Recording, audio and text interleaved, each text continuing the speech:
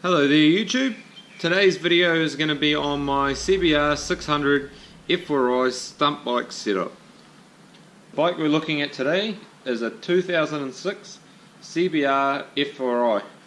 So that's a 600cc, and what you need to know about it is it's got a different front end on it from a 954 Honda CBR, and it has a roll cage or crash cage, as you can see on the side, a rear brake setup, and that's on the hand as well as the foot.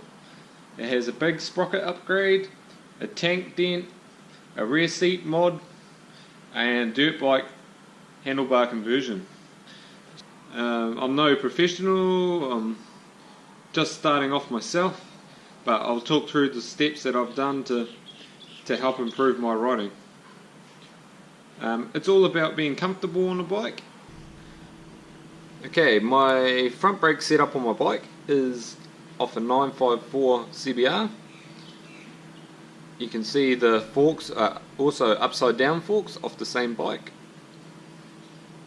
The brakes are just stock pads, stock discs, and they seem to work very good. Here we have the rear brake setup. So this caliper and this caliper are connected to the handbrake, and this caliper here is connected to the foot brake. What I've done is link these two together. As you can see, the line that runs over the top and down to here, that links both calipers together. This gives you an easier brake application and much more stopping power. This is a Joke Riders setup from France. I'd highly recommend them. Great with help and shipping. Okay, so all these brakes have braided lines on them, which helps with the expansion of hoses and stuff like that and gives you a better feel. Now the bottom caliper down here for the foot brake is actually in the wrong position. It's supposed to be mounted right here off this post and this post under here, but since I wasn't happy with the feel of the brake pedal, I ended up changing the caliper and it didn't mount the same, so I had to make my own mount and I mounted it over here. Now all these calipers are off the front of a sports bike. I think these ones are GSXR, but you can get whatever suits. The exhaust on my CBR is a titanium pipe, and it's 4:2:1 step tube exhaust, and it also has kind of like a stock muffler, and I've just cut the end down and made it shorter. Now I didn't want the bike too loud because some of the areas that I ride in are like residential and it can annoy people, so I've went with the quietest but shortest option I could find, and that was the stock muffler cut down.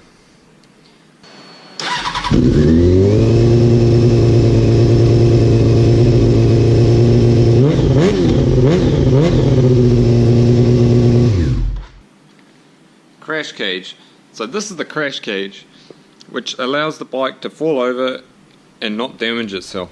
So on the ends it has nylon sliders, and those are replaceable. They just have a bolt that holds them in there, and then the cage is bolted inside there to the engine mount, and then straight through here as well has a bolt, and at the bottom is connected to the other side. So when it hits here, it puts the whole load right through the bike and out the other side.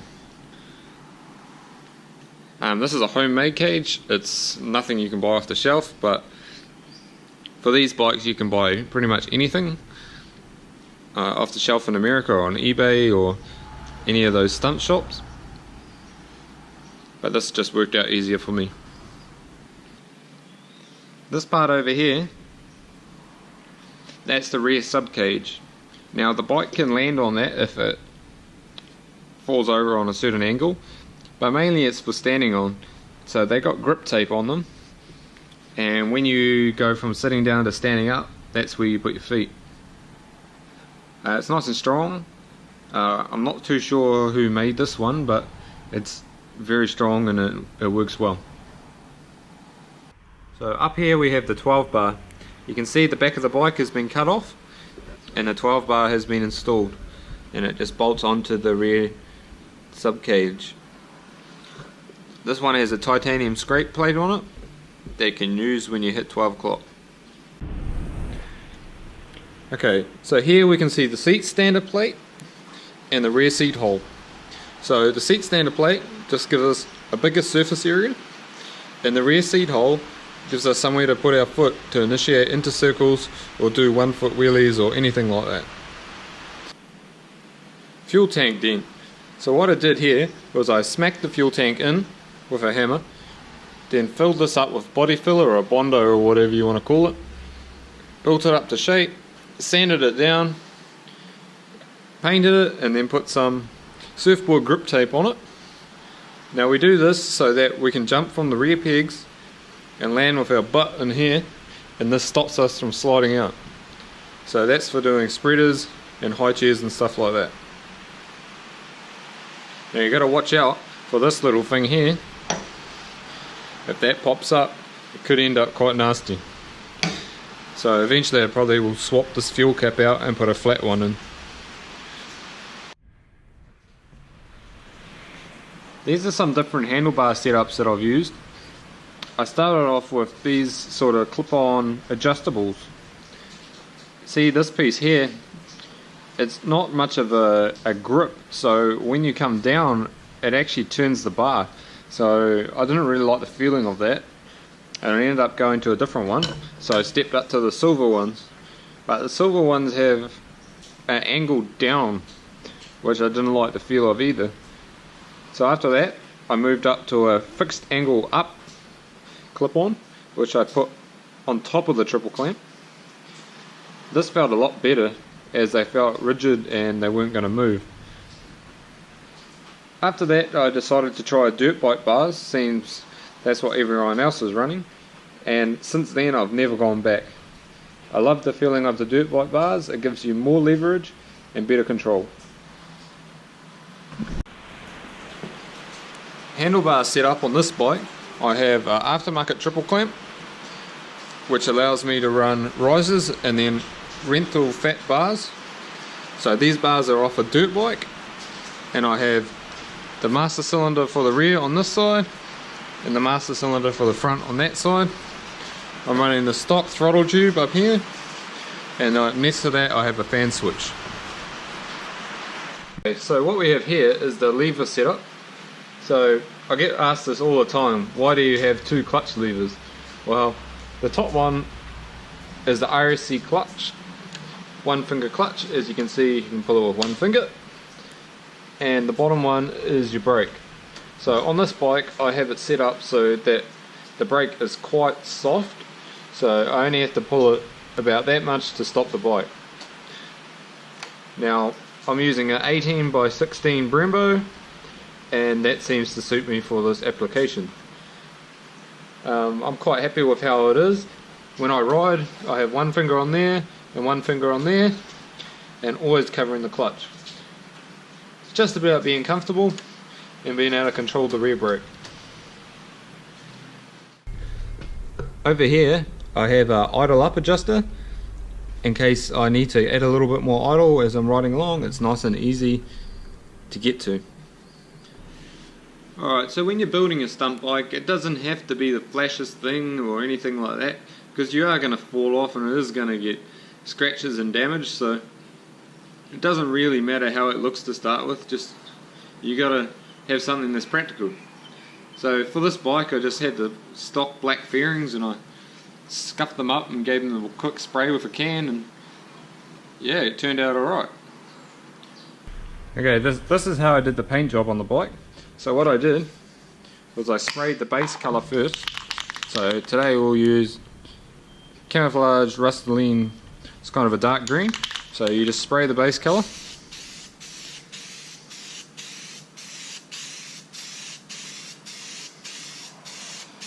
Like that.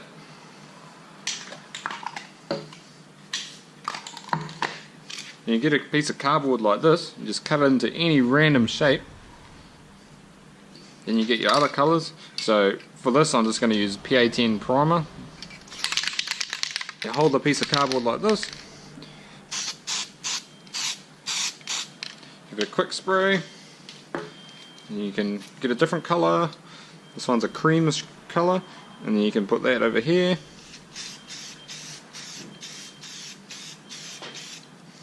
that.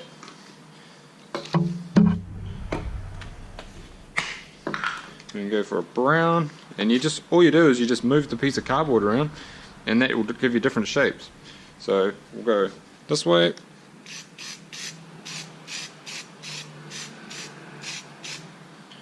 like that, and that's how you do the camouflage.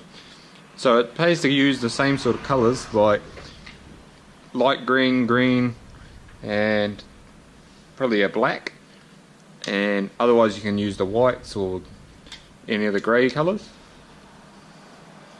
But yeah, that's how you do the paint job. Nice and quick and easy and cheap.